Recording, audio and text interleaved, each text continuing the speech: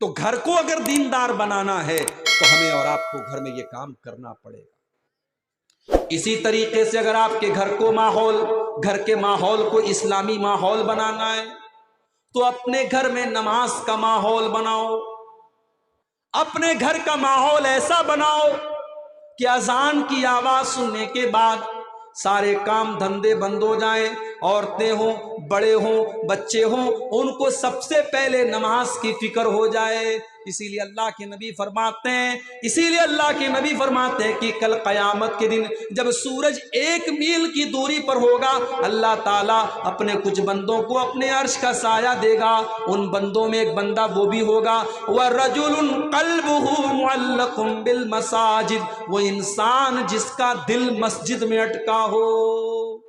اتنی نماز کی ٹینشن اور اتنی نماز کی فکر آپ کے اندر ہو کہ آپ کا دل مسجد میں اٹکا ہو۔ آپ عشاء کی نماز پڑھ کے گھر پہ آئے، آپ نے موبائل پر صبح فجر کی نماز کا اعلان لگا لیا، صبح فجر کی اذان 5:30 بجے 5:45 بجے ہونے والی ہے، مجھے 5:45 بجے اٹھنا ہے اور مسجد میں آ کر کے نماز پڑھنا ہے۔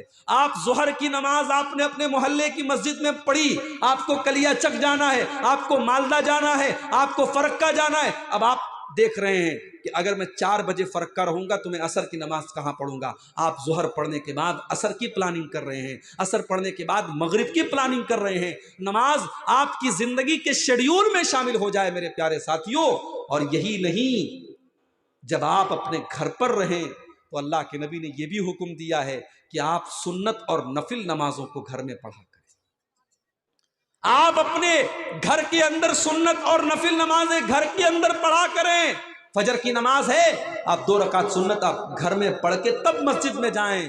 ظہر کی نماز ہے، آپ 2 رکعت کی جو 4 رکعت سنت ظہر کے پہلے پڑھی جاتی ہے، 2 رکعت کر کے آپ گھر میں پہلے 4 رکعت پڑھیے، اس کے بعد آپ مسجد میں جائیے۔ اس سے کیا فائدہ ہوگا؟ اللہ کے نبی فرماتے ہیں خیر صلاۃ المرء صلاۃہ فی البیت الا المکتوبہ، فرض نماز کے علاوہ ہر نماز، چاہے وہ سنت نماز ہو، چاہے وہ نفل نماز ہو، چاہے وہ تہجد کی نماز ہو، انسان کو گھر میں پڑھنا چاہیے۔ کیوں پڑھنا چاہیے؟ اس کی وجہ بھی سمجھ لیجئے۔ جب آپ گھر میں نماز پڑھیں گے، آپ کا چھوٹا بچہ آپ کو دیکھ کر کے نماز کی محبت اس کے دل میں پیدا ہوگی۔ آپ میری پیاری ماں بہنوں جب گھر میں نماز پڑھیں گی، آپ کی چھوٹی بچی، آپ کی بیٹی بھی آپ کو دیکھ کر کے نماز سیکھے گی۔ اور آپ جب گھر میں نماز پڑھیں گے جہاں کوئی دیکھنے والا نہیں ہے تو آپ کی نماز کے اندر ریاکاری اور دکھاوے کا بھی کوئی مطلب نہیں ہوگا۔ آپ کی نماز کے اندر اخلاص پیدا ہوگا، آپ کی نماز صرف اور صرف اللہ کے لیے ہوگی۔ اسی لیے گھر کے اندر آپ نماز پڑھیں، فرض نماز مسجد میں پڑھیں، باقی نماز آپ گھر میں پڑھیں۔ اور یہی نہیں، آپ اپنے بچوں کو بھی نماز کے لیے لے کر کے جائیں۔ اللہ کے نبی فرماتے ہیں مروا اولادکم بالصلاۃ وهم ابناء 7 سنین، تمہارے بچے جب 7 سال کے ہو جائیں تو تم ان کو نماز پڑھنے کا حکم دو، واضربوہم علیہا وهم ابناء 10، اور جب تمہارے بچے 10 سال کے ہو جائیں اور نماز نہ پڑھیں تو تم ان کی پٹائی کرو۔ 10 سال کے بچے اگر ہو جائیں تو نماز نہ پڑھنے پر ان کی پٹائی کرو۔ اور یہی نہیں، آگے اللہ کے نبی کہہ رہے ہیں وَفَرِّقُوا بَيْنَهُمْ فِي الْمَضَاجِعِ، اور جب تمہارے لڑکا اور لڑکی 10 سال کے ہو گئے تو ان کے بستر الگ کر دو۔ ایک کمبل میں، ایک چادر میں 2 لڑکوں کو مت سلاؤ، 2 لڑکیوں کو مت سلاؤ، ان کے بستر الگ کر دو۔ جانتے ہیں یہ حکم کیوں دیا گیا؟ یہ حکم اس لیے دیا گیا کہ 10 سال کا جب لڑکا آپ کا ہو گیا اور 10 سال کی آپ کی بیٹی جب ہو گئی تو اب وہ بلوغت کے قریب ہو رہے ہیں، اب وہ ینگ ہو رہے ہیں، اب وہ ٹین ایج کو پہنچ رہے ہیں، اب جوانی کی طرف وہ بڑھ رہے ہیں، اب ان کے جسم کے اندر تبدیلیاں آنا شروع ہو گئی ہیں۔ اب شریعت یہ کہتی ہے کہ اب یہاں سے ان کو پتہ لگنا چاہیے کہ اگر ہم ایک لڑکی ہیں تو ہمیں پردے میں رہنے کا حکم ہے، اگر ہم ایک مرد ہیں تو پھر ہمیں اپنی نظروں اور اپنی شرمگاہ کی حفاظت کا حکم ہے۔ شریعت نے سماج کو گندگی سے بچانے کے لیے بچہ اور بچی جب 10 سال کے ہو جائیں وہیں سے یہ حکم دیا کہ ان کے بستروں کو الگ کر دیا جائے۔ میرے بھائیوں، یہ ہماری شریعت ہے۔ اللہ تعالیٰ نے قرآن میں اگر ہم سے اور آپ سے یہ کہا ہے کہ زنا کے قریب مت جاؤ، تو زنا کے قریب لے جانے والی جتنی چیزیں ہیں اسلام نے ان سب کو روکا ہے۔ کیوں کہا اللہ نے قرآن میں وَلَا يُبْدِينَ زِينَتَهُنَّ اے مسلمان عورتوں، تم اپنی سندرتا کو، اپنی خوبصورتی کو، اپنی زینت کو کسی کے سامنے ظاہر مت کرو۔ کیوں کہا اللہ نے وَلْيَضْرِبْنَ بِخُمُرِهِنَّ عَلَىٰ جُيُوبِهِنَّ؟ جب تم اپنے گھر میں اپنے باپ کے سامنے، اپنے بھائی کے سامنے، اپنے محرم رشتہ دار کے سامنے، اپنے سسر کے سامنے بھی اگر تم رہو تو اپنے دوپٹے کو اپنے سینے پر رکھو، اپنے دوپٹے کو اپنے گریبان پر رکھو۔ کیوں کہا اللہ نے؟ کیوں کہا اللہ نے قرآن میں فَلَا تَخْضَعْنَ بِالْقَوْلِ؟ اے مسلمان عورت، جب تجھے کسی غیر مرد سے فون پر بات کرنا پڑ جائے، موبائل پر بات کرنا پڑ جائے، یا تیرے گھر پہ کوئی غیر مرد آ جائے اور تجھے اس سے بات کرنا پڑ جائے، تو تیری آواز میں لچک نہیں ہونی چاہیے، تیری آواز میں مٹھاس نہیں ہونی چاہیے، تیری آواز کڑک ہونی چاہیے، تاکہ سامنے والے کو یہ لگ جائے کہ میری دال یہاں گلنے والی نہیں ہے، یہ تو بڑے کڑک انداز میں بات کر رہی ہے، میں اس کے اوپر ڈورے نہیں ڈال سکتا، میں اس سے کوئی امید نہیں قائم کر سکتا ہوں۔ یہ تمام راستے اسلام نے کیوں بتائے میرے بھائیوں؟ تاکہ زناکاری اور بدکاری کے لیے کوئی جگہ نہ بچے۔ اور اتنے سب کے بعد اسلام یہ بھی کہتا ہے جب لڑکا اور لڑکی شادی کے لائق ہو جائیں تو تم نکاح میں دیر نہ کرو۔ لڑکا 15 سال کا ہو گیا، 18 سال کا ہو گیا، شادی کے قابل ہو گیا، لڑکی 15 سال سے اوپر 16 سال کی، 18 سال کی ہو گئی، شادی کے قابل ہو گئی۔ اب آپ لڑکے کی شادی 30 سال کی عمر میں کر رہے ہیں، آپ لڑکی کی شادی 25 سال کی عمر میں کر رہے ہیں۔ آپ کیا سوچتے ہیں آپ کا وہ لڑکا جو 20 سال کی عمر میں اور 18 سال کی عمر میں شادی کے قابل ہوا ہے، وہ 10 سال تک کیا نماز پڑھ کر کے اپنے آپ کو گناہ سے بچائے گا؟ کیا وہ تقریروں کو سن کر کے اپنے آپ کو گناہ سے بچائے گا؟ نہیں نہیں میرے پیارے بھائیوں، انسان کو بھوک لگی ہو تو اس کو کھانا دیا جاتا ہے، اس کو تقریر نہیں سنائی جاتی۔ انسان کو پیاس لگی ہو تو اس کو پانی دیا جاتا ہے، اس کے سامنے قرآن نہیں پڑھا جاتا ہے۔ اگر آپ کے جوان بیٹے اور بیٹیاں شادی کے قابل ہو گئے ہیں تو اسلام یہ بھی کہتا ہے کہ ان کی شادی میں تم دیر مت کرو۔ یہی نہیں، اب جو بات میں کہنے جا رہا ہوں ہو سکتا ہے میرے جانے کے بعد عورتیں ناراض ہو جائیں اور کہنے لگے کہ آئندہ اس مولوی کو مت بلانا، آئندہ اس مولوی کی تقریر مت کروانا۔ یہ بھی سن لو، سماج میں زناکاری کو روکنے کے لیے اسلام یہ بھی کہتا ہے اگر مرد کے پاس طاقت ہے، پیسے والا ہے اور ایک سے زیادہ بیویوں کا وہ حق ادا کر سکتا ہے، وہ 2 شادی کر سکتا ہے، وہ 3 کر سکتا ہے، وہ 4 کر سکتا ہے، تو اسلام یہ کہتا ہے کہ اس مرد کو کر لینا چاہیے۔ نہیں مولی صاحب، زنا کر لینا آسان ہے، دوسری شادی کا نام مت لیجیے۔ بیوی کہتی ہے کہ تم غلط کام کر لو چلے گا، مگر تم کسی کو میری سوتن بنا کے لاؤ گے، میں اپنے پیار کو نہیں بانٹ سکتی، میں اپنی محبت کو نہیں بانٹ سکتی۔ بیوی صاف کہتی ہے تم غلط کام کر لو چلے گا، مگر میں کل ممبئی میں تھا، ممبئی میں ایک نوجوان لڑکا میرے پاس آیا، 28 سال 30 سال کا لڑکا رہا ہوگا، پیسے والا لڑکا ہے۔ اس نے کہا مولوی صاحب میں دوسری شادی کرنا چاہتا ہوں۔ میں نے کہا بہت اچھی بات ہے، کر لو بھائی۔ کہا کس سے کروں؟ کوئی بیٹی دینے کو تیار ہی نہیں ہے۔ لڑکی، میں نے ایک ایسی جگہ رشتہ بھیجا جہاں لڑکی گونگی ہے، لڑکی بول نہیں سکتی ہے اور غریب فیملی ہے، لیکن ان لوگوں نے بھی کہا کہ نہیں صاحب ہم دوسری بیوی کے طور پر اپنی بیٹی کو نہیں دیں۔ یہ حالات ہیں اس وقت ہمارے اور آپ کے سماج کے۔ دوسری شادی جو بیچارہ کر سکتا ہے اس کو کرنے کی اجازت نہیں ہے۔ نتیجہ یہ ہے، اور میں سماج کی حقیقت آپ کو بتا رہا ہوں کہ کتنے شادی شدہ لوگ ہیں جن کے شادی کے بعد بھی دوسری عورتوں سے سمبند ہیں، جس کو ہم کہتے ہیں ایکسٹرا میریٹل افیئر۔ شادی کے بعد بھی ناجائز تعلقات ہیں اور سماج کے اندر وہ چیزیں چل رہی ہیں، لیکن دوسری شادی کو سماج نے گالی بنا دیا۔ کوئی دوسری شادی کر لے، پورا سماج کہتا ہے یار یہ بہت غلط آدمی ہے، بہت عیاش آدمی ہے، اس نے دوسری شادی کر لی۔ لیکن اسی سماج میں کتنے شادی شدہ لوگ ہیں جو اپنی ضرورت کو غلط اور ناجائز طریقے سے پورا کر رہے ہیں، اور سماج میں اس کو کوئی برا کہنے والا اور اس کو کوئی روکنے والا نہیں ہے۔ میرے بھائیوں، اگر اسلام نے زناکاری سے روکا ہے تو اسلام نے اس کا حل بھی بتایا ہے۔ اسلام یہ کہتا ہے شادی کرو، نکاح کرو۔ کتنی لڑکیاں ہیں آج 25 سال کی ہوگی، ان کے ماں باپ ان کی شادی کے بارے میں سوچتے بھی نہیں ہیں۔ اگر وہ لڑکی کبھی اپنی ماں سے کہہ دے میری شادی کرا دو، ماں کہتی ہے تو بڑی بے شرم ہو گئی ہے، تو شادی کی بات کر رہی ہے، تو بڑی بے غیرت ہو گئی ہے، تو شادی کی بات کر رہی ہے۔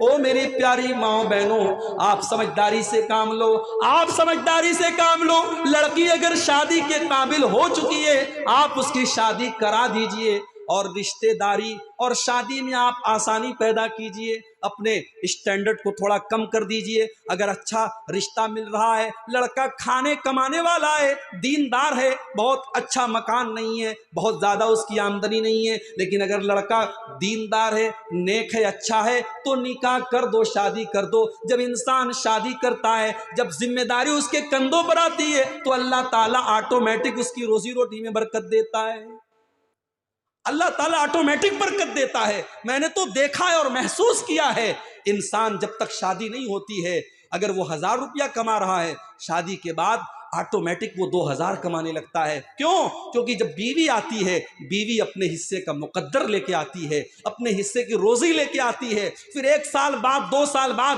جب اولاد ہوتی ہے، جب بیٹا اور بیٹی ہوتے ہیں، انسان کی آمدنی میں اور اس کی کمائی میں اور اللہ برکت دیتا ہے، کیونکہ جو بچہ پیدا ہوا ہے وہ اپنی روزی روٹی لے کر کے آیا ہے۔ میرے بھائی، ہم اور آپ یہ سمجھتے ہیں ہم پیسہ کما رہے ہیں، تم نہیں کما رہے ہو۔ تمہارے حصے کا جو مقدر ہے، اس مقدر میں جو روزی اللہ تعالیٰ نے تم کو لکھی ہے، تمہاری بیوی کے ذریعے، تمہارے بچوں کے ذریعے، وہ تم کو ملتی ہے اور اللہ تم کو دیتا ہے۔ اس لیے شادی میں میرے بھائیوں آپ آسانی پیدا کریں۔ اسی لیے اللہ کے نبی فرماتے ہیں اذا خطب الیکم ممن ترضون دینہ وخلقہ فزوجوہ، جب تمہارے لڑکا یا لڑکی کے لیے کوئی اچھا رشتہ ملے، کوئی دیندار رشتہ ملے، تو تم نکاح کرنے میں دیر نہ کرو۔ اللہ کے نبی کے ایک صحابی تھے، شکل صورت کے اچھے نہیں تھے، چہرے پر دانے بھی تھے، داغ بھی تھا، لیکن بڑے نیک آدمی تھے۔ ان کا نام تھا جلیبیب رضی اللہ تعالیٰ عنہ۔ اللہ کے نبی سے بہت محبت کرتے تھے۔ اللہ کے نبی نے پوچھا جلیبیب تمہاری شادی ہوئی کہ نہیں ہوئی؟ اے اللہ کے نبی شادی نہیں ہوئی۔ آپ نے کہا کوئی بات نہیں، ہم تمہاری شادی کرائیں گے۔ مدینہ کے اندر ایک انصاری صحابی تھے جن کی بیٹی بڑی پڑھی لکھی، بڑی قابل تھی، بڑی اچھی تھی، اور وہ اپنی بیٹی کے لیے رشتہ تلاش کر رہے تھے۔ ایک دن وہ اللہ کے نبی کے پاس آتے ہیں اور اللہ کے نبی سے کہتے ہیں کہ اللہ کے نبی میں اپنی بیٹی کے لیے رشتہ تلاش کر رہا ہوں۔ نبی اکرم نے فرمایا کہ آپ کی بیٹی کے لیے ایک بہت اچھا رشتہ ہے میرے پاس۔ صحابی نے سمجھا کہ اللہ کے نبی میری بیٹی کو اپنی بیوی بنانا چاہتے ہیں، اپنے گھر میں لے جانا چاہتے ہیں۔ صحابی نے کہا اے اللہ کے نبی یہ تو میری بڑی خوش نصیبی کی بات ہے۔ آپ نے فرمایا نہیں نہیں، میں تمہاری بیٹی سے خود نکاح کرنا نہیں چاہتا، میرے ایک صحابی ہیں، میں اپنے صحابی سے تمہاری بیٹی کا نکاح کرنا چاہتا ہوں۔ کہا اے اللہ کے نبی کون ہے؟ کہا جلیبیب ہے۔ اب صحابی جانتے تھے جلیبیب غریب بھی ہیں اور بدصورت بھی ہیں، چہرے پر داغ دھبے بھی ہیں، زیادہ خوبصورت بھی نہیں، اور ان کی لڑکی بڑی خوبصورت تھی، بڑی پڑھی لکھی تھی، بڑی اچھی تھی۔ اب لیکن نبی کا حکم ہے، صحابی انکار بھی نہیں کر سکتے۔ انہوں نے کہا یا رسول اللہ میں تھوڑا سا لڑکی کی ماں سے مشورہ کر لیتا ہوں، سمجھ لیتا ہوں، اس کے بعد میں جواب دیتا ہوں۔ صحابی گھر آتے ہیں اور گھر آنے کے بعد اپنی بیوی سے کہتے ہیں کہ اللہ کے نبی نے ہماری بیٹی کے لیے رشتہ بھیجا ہے۔ کہا کون ہے؟ کس کے لیے رشتہ بھیجا ہے؟ کہا جلیبیب کے لیے رشتہ بھیجا ہے۔ لڑکی کی ماں بھی جانتی تھی جلیبیب غریب آدمی ہے، جلیبیب بدصورت آدمی ہے۔ لڑکی کی ماں نے فوراً کہا کہ نہیں نہیں، ہم جلیبیب کے ساتھ اپنی لڑکی کی شادی تو نہیں کر سکتے، اتنے اچھے اچھے رشتے ہماری لڑکی کے آئے، ہم نے اپنی بیٹی کی شادی کسی اور سے نہیں کرائی، اب ہم اپنی بیٹی کی شادی جلیبیب سے کرائیں گے، ایسا نہیں ہو سکتا۔ لڑکی کی ماں نے صاف انکار کر دیا۔ صحابی پلٹ کر کے جانے لگے۔ لڑکی اندر پردے سے سب سن رہی تھی ماں باپ کی بات چیت۔ لڑکی اپنے ماں باپ کے پاس آتی ہے، اے میری امی جان، اے میرے ابو جان، ٹھیک ہے آپ کو یہ رشتہ پسند نہیں آیا، آپ کو جلیبیب پسند نہیں آئے، مگر ذرا اس پر بھی تو غور کرو، یہ رشتہ بھیجنے والی ہستی کون ہے؟ یہ رشتہ بھیجا ہے جناب محمد الرسول اللہ صلی اللہ علیہ وسلم نے۔ کیا آپ اللہ کے نبی کا رشتہ ٹھکرائیں گے؟ میرے ابو جان ایسا نہ کیجئے، آپ میری شادی جلیبیب سے کرا دیجئے۔ اگر اللہ کے نبی نے یہ رشتہ بھیجا ہے، مجھے امید ہے اللہ اس رشتے کو میرے حق میں برکت والا بنا دے گا، میں اس رشتے پر راضی ہوں۔ جب میں راضی ہوں تو آپ کو اعتراض نہیں کرنا چاہیے، آپ میری شادی جلیبیب سے کرا دیجئے۔ حضرت جلیبیب سے شادی کرنے کے لیے تیار ہوگی وہ لڑکی کے والد اللہ کے نبی کے پاس آتے ہیں اور پورا واقعہ سنا دیتے ہیں کہ ہم دونوں میاں بیوی تو تیار نہیں تھے، مگر ہماری بیٹی تیار ہے کیونکہ رشتہ آپ نے بھیجا ہے۔ اللہ کے نبی نے فوراً دعا کی، اللہم بارک لہا فی عیشہا، اے اللہ اس لڑکی کی زندگی میں تو برکت عطا فرما، ولا تجعل عیشہا قدًا قدّا، اے اللہ اس کی زندگی میں کبھی پریشانی اور کبھی دشواری نہ آئے۔ شادی ہو گئی۔ جلیبیب غریب تھے، مگر غریب ہونا یہ عیب نہیں ہے۔ انسان اگر غریب ہے لیکن دیندار ہے تو آپ کی بیٹی کی قدر کرے گا اور آپ کی بیٹی کو سکھی رکھے گا، اور انسان اگر امیر اور دولت والا ہے لیکن دیندار نہیں ہے تو آپ کی بیٹی کو بہت تکلیف پہنچائے گا۔ جلیبیب کی شادی ہو گئی اور جلیبیب اپنی بیوی سے بہت محبت کرتے تھے، بڑی محبت کے ساتھ دونوں میاں بیوی رہتے تھے۔ کچھ دنوں کے بعد ایک غزوہ ہوتا ہے، ایک لڑائی ہوتی ہے، اور اللہ کے رسول کے صحابہ کے ساتھ اس لڑائی کے میدان میں حضرت جلیبیب بھی شامل ہوتے ہیں۔ لڑائی جب ختم ہو جاتی ہے اور مسلمان اپنے شہیدوں کی لاشوں کو تلاش کرنے لگتے ہیں تو اللہ کے نبی پوچھتے ہیں کہ سب کی لاشیں تو نظر آ رہی ہیں، مجھے میرا جلیبیب نظر نہیں آ رہا ہے، کیا تم لوگوں نے جلیبیب کو دیکھا ہے؟